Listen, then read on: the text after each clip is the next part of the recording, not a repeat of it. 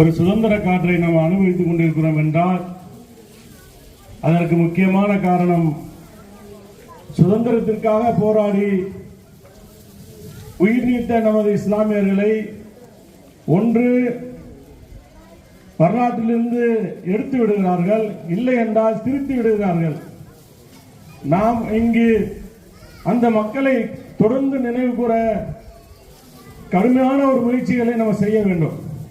சாதாரணமாக இந்த பகுதியில் பிறந்து வளர்ந்த எனது சகோதரர் அவர்கள் கார்கில் போரிலே இறந்தாலும் கிட்டத்தட்ட 25 ஆண்டுகள் ஆகிறது.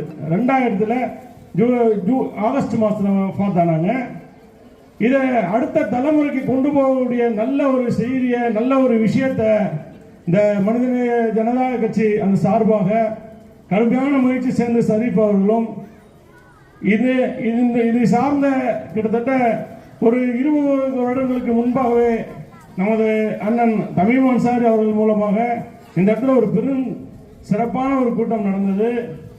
அதைத் தொடர்ந்து நமது மக்களை சரியான முறையில் வழிநடத்த அந்த தலைவருக்கு இறைவன் மென்மேலும் நல்ல உடசரத்தை தருவானாக என்று கேட்டுக்கொண்டு இந்த சிறப்பு நிகழ்ச்சியில் அந்த குடும்பத்தாரை கூப்பிட்டு கௌரவித்ததற்கு குடும்பத்தின் சார்பாக நன்றிகளை தெரிவித்துக் கொள்கிறோம். மற்றும் இந்த பகுதியிலே நம்ம சிறப்பாக செயல்படக்கூடிய நமது மஹல்லா வாசிகள் தலைவர் அவங்க வந்திருக்கிறாங்க.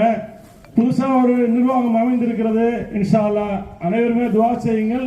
சிறப்பாக செயல்படுவதற்கு இறைவன் அனைவருக்கும் நல்ல உடசத்தை தந்தருவானாக. ஆமீன் ஆமீன்.